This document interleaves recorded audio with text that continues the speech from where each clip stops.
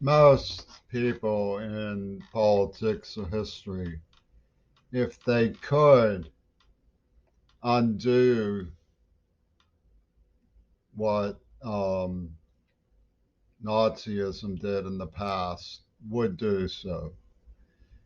It would be nice if we could reach into the past and undo Adolf Hitler, undo the arms race, undo Hiroshima and Nagasaki, and the other things that were an outgrowth of this unfortunate moment in human destiny. I think it's interesting that so many groups on Earth spend a great deal of their time trying to undo the past. It's been my observation, correct me if I'm wrong, that of all the groups with a lot to complain about, I include Native Americans, blacks, Jewish people, minorities mostly, the Russian people.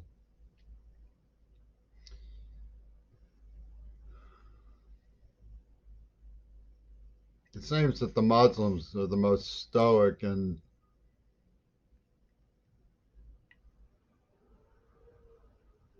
a resolute silence about their disaffection.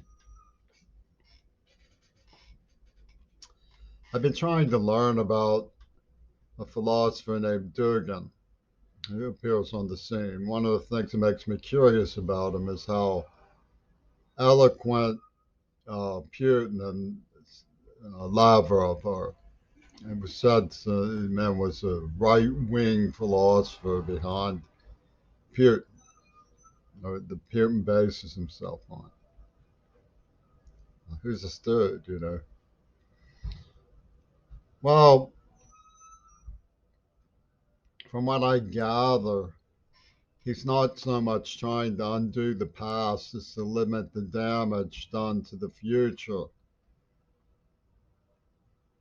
by what he sees as problematic overreach by Western modernity who don't understand the cultures that they're trying to forge a new identity for.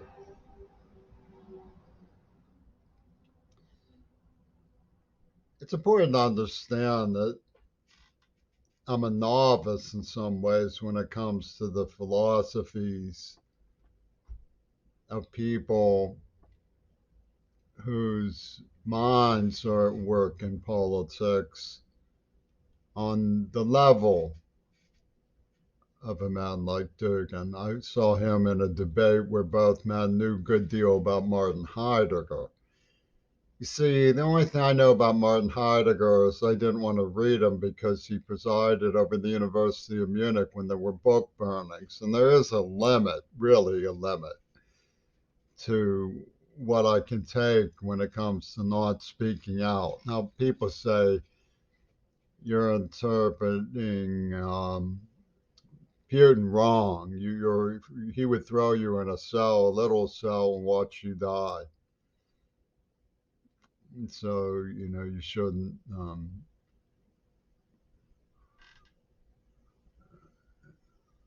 pretend that you're mincing words when it comes to somebody who you're afraid of. Well, the truth is that I don't have any particular reason to be any more afraid of Putin than the dude next door here. I mean, I live in Tacoma after all. I'm pretty far away. I have, he doesn't seem as afraid of free speech. Duggan clearly isn't afraid of free speech. He's not like Trump. He doesn't interrupt the person who's talking. He listens and he answers well. He responds well, which is what a civilized person announces their agency by, in my opinion. So I have no doubt that Putin, Lavrov, and Dugin are all civilized people. It's difficult to construe um, Navalny, for example, being in prison, but anything but an offense against our better sensibilities in the West. I won't pretend that I feel comfortable with the climate towards dissent in Russia, but when people talk about Alexander Solzhenitsyn, I am aware that Putin and Dugin both love and trophy Solzhenitsyn as a Russian. I heard him extolled by another important intellectual as having taken on totalitarianism so effectively that he's the word when it comes to anti totalitarianism. I felt strongly that he was sufficiently profound and resolute when it came to man's encounter with the totalitarian mind that I read quite a bit of him and wrote a poem about him at the governor's school. I remember what I felt and sometimes still feel is one of the most, if not the most, profound lines in all of literature. How difficult it is for a warm man to appreciate the concerns of a cold man, which is somewhere on day in the life.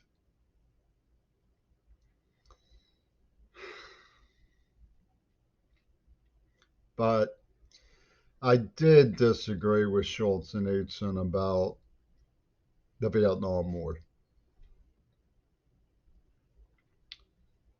I couldn't understand how he could throw his weight behind the axis that way. It seemed misinformed. Arnold Katz, who I knew at the time, was friendly with at the time, said he also felt that Solzhenitsyn's bubble in New Jersey afforded him little to go on when it came to criticizing Western culture as being not exactly worthy of man. But can anybody miss the point? He said that a society without an objective legal system, meaning the Soviet Union, was a terrifying place indeed. But a society that was built on the strict letter of the law was not quite worthy of man. And anybody who's been marginalized or been overlooked, severely injured by a failure of the law, can understand that point, even if it's not exactly what Alexander Solzhenitsyn meant. He believed that people needed to live up to their responsibilities. People who love the law say that the law is an ongoing effort of revision to make that possible. And I respect that opinion. I understand the basis of the United States. But Dugin makes a very important point that's by no means hostile to a law abiding society. He says that if you don't understand the culture you're building bridges to, you're building a bridge to an illusion. And if it's difficult to construe in any way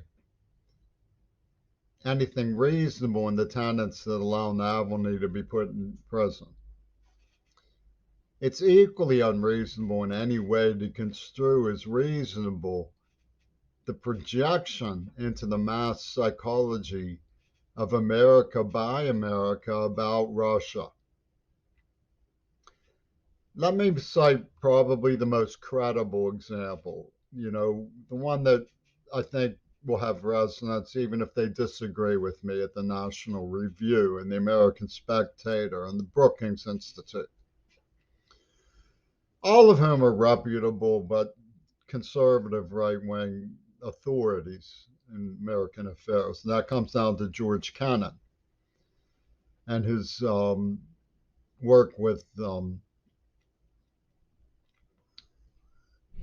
Khrushchev's niece in the Ukraine. When Russia invaded, they said, this is the end of any dialogue we could have been having. Kennan was saying, don't expand NATO into Ukraine. It's going to cause problems. It's foolish.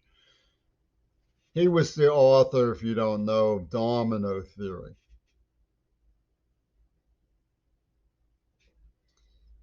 Well, I never believed in domino theory. And I saw JFK get tongue tied on the subject of domino theory, sort of give a lip service when when he was moving away from it, as he should have been, because McCarthyism was a powerful force in America, and everybody learned how to figure out how to deal with it. My father dealt with it by confronting it, you know, saying this is just trashy demagoguery. But a lot of people made their peace with it the way they made their peace with racism to get votes if they were in politics. And Kennedy's been rightfully criticized, but wrongfully denounced because his work, his authority was against those forces. He was hedging, in other words, which was a sign of the times more than a sign of his character. But the truth about the Soviet Union, the way it seemed to me, I've seen and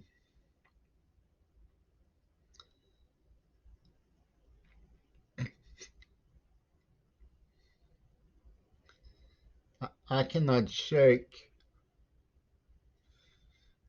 what was done to the Russian people by the Wehrmacht.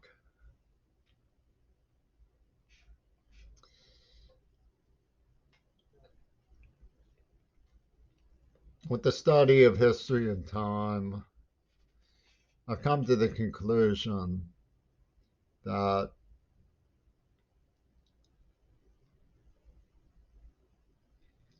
by misunderstanding Russia's determination to protect themselves from what had just happened, from happening again, which is the strongest argument for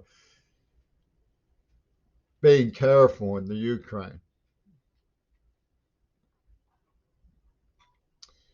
They played into the demonization of McCarthy, and we were allowed to be misled about domino theory, that Russian expansionism was what they intended. And this was an excuse to cover for things like the war in Korea and the war in Vietnam. But things should have been allowed to settle themselves a little more patiently. And what this did was it lends power to the idea that America empowered Stalin by creating a siege mentality in Russia. Because there were people, there were anarchists, there were socialist alternatives, there were a lot of people at the, you know, communist internationals leading debates to reform Stalinism. But when the Cold War became so total that the men laughing and shaking hands in Berlin were told to step back from one another and draw a line in the cement.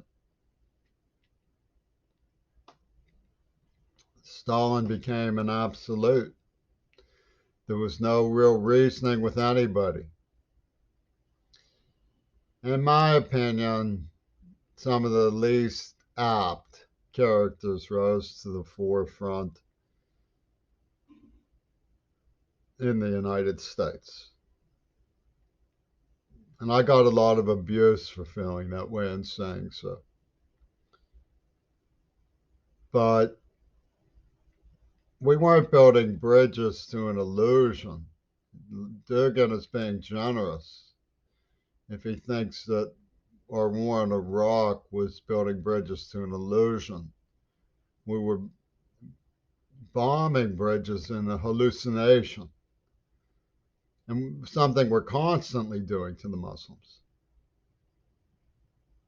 You know, it's, it's very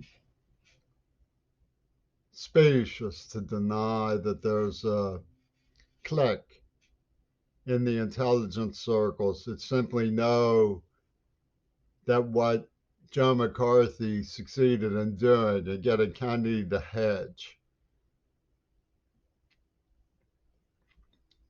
it's sort of a final loyalty test to these simple minded intellectuals. Like, if you look at George Kennan's prestigious view that Clinton was being crazy in expanding NATO into the Ukraine, just wrong. You get a reinforcement of domino theory, but I think the problem goes back to domino theory, and that's what I'm trying to say is that it's cliques sort of say, well, you agree with us, you're citing Cannon as an authority, so therefore you understand the point of domino theory, and I'm inclined to kick kick over the dominoes and say it's not right. Domino theory was never right. Russia was just trying to protect itself. Not expansionism was not the name of the game. You know, we hear about weapons of mass destruction and Russian expansionism, and you're supposed to tremble with Kierkegaard's immutable experience of Adolf Hitler. Ye who say peace in our time will be schooled in the nature of reality is supposed to apply to Russia automatically. Russian, if they could, would blitzkrieg into Paris. Now, I've heard a few street kids say, yeah, let's go take Paris. It's stupid because they don't have, it's a disrespect of some of the real problems America has in restraining itself. Russia put it very clearly once. They said America can't tame its own hawks. I think we've seen that over and over again. You know, we've seen terrifying intimidation of our public officials, for example. The way I've been beaten up and cruelly mistreated. So when you look at Putin's defects, and argue that they're built into the Soviet system, the Russian system, that he's a throwback to Peter the Great or whatever. You're putting up a smoke screen, in my opinion, for justifying America's rude intervention in places we don't really care about. There was nothing humanitarian about the war in Vietnam.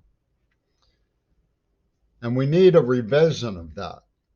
And it seems to me that the people who are in power in China and Russia have to be considered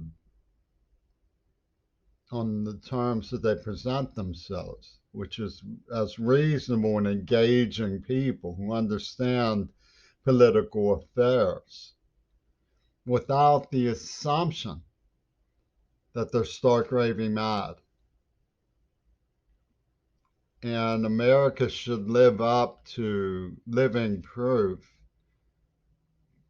that we're on the side of perfecting ourselves through self-analysis. And all Dugin was saying was that you should look before you leap. It's not that hard to understand, you know. I find it difficult to comprehend how anybody who knows what happened in the Ukraine could, anybody who knows what happened in Europe could create a forcing house at Russia's doorstep. It's inane. People keep saying this inane thing.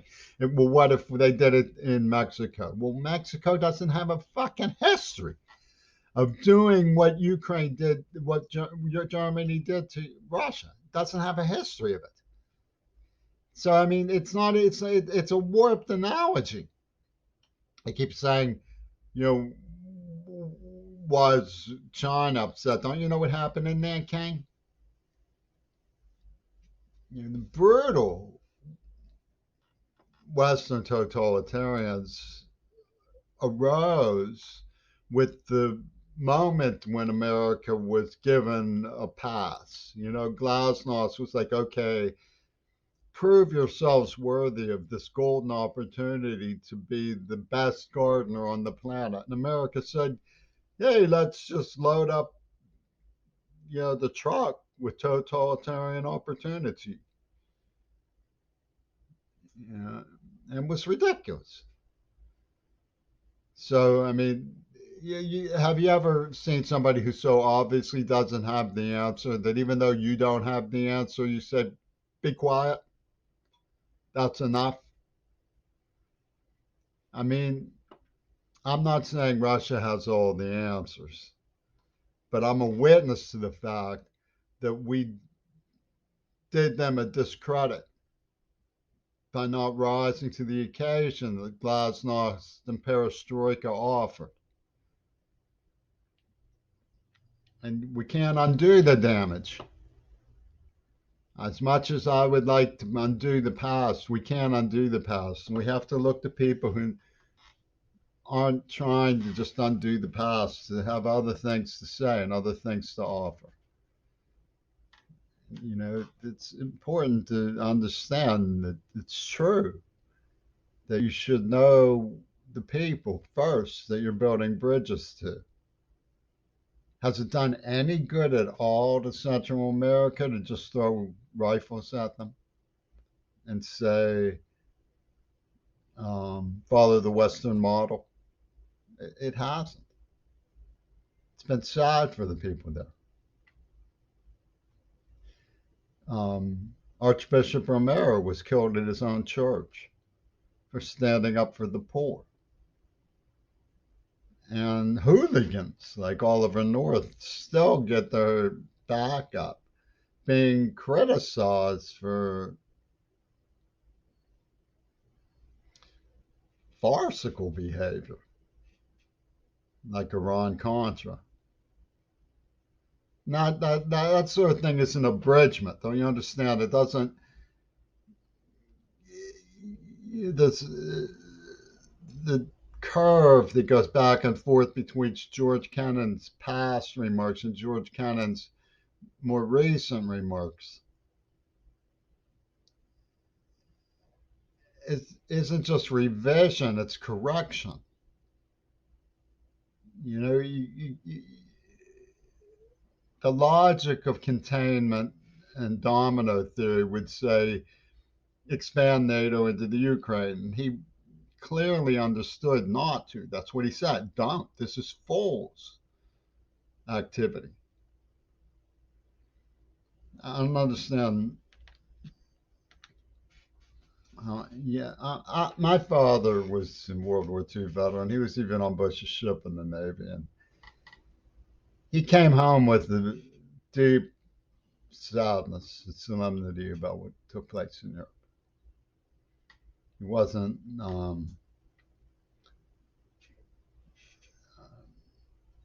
redneck about it, you know. I don't know what happened with the leadership of the United States.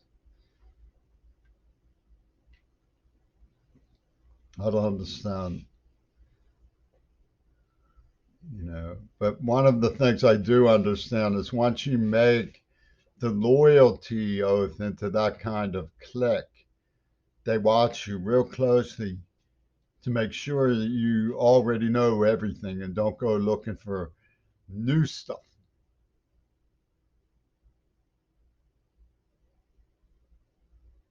Don't go looking to build bridges to something except the illusions we tell you to build the bridges to, boy. It's an old style. It's an old style. That's about the things happening.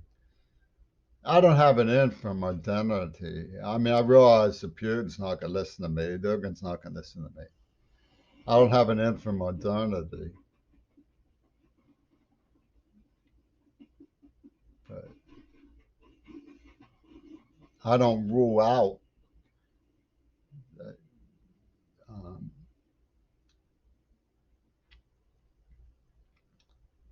people can wake up to how to get along and start valuing learning about each other a little more than just bossing each other around, you know, telling each other what's what and what to do.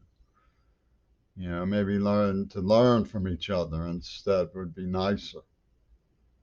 That's the way I see it. And when democracy gives rise to perilous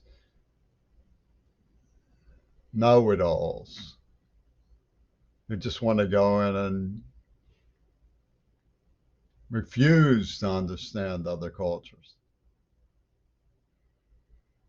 accept what they can divine as the worst. I've had it with that stuff. I don't like stereotyping Muslims and saying the Russians are all this, all that. The Russians are fantastic. I mean, it's Muslims are wonderful people. I mean, it's just I'm not I don't like where it's coming from. That's just how I feel about it. And when people say, "Oh, well, you're the perfect example of this or that," I just you don't know what happened. You don't care what happened. Just I'll pass on your opinion because I've heard it all from Yoko Ono and her buddies.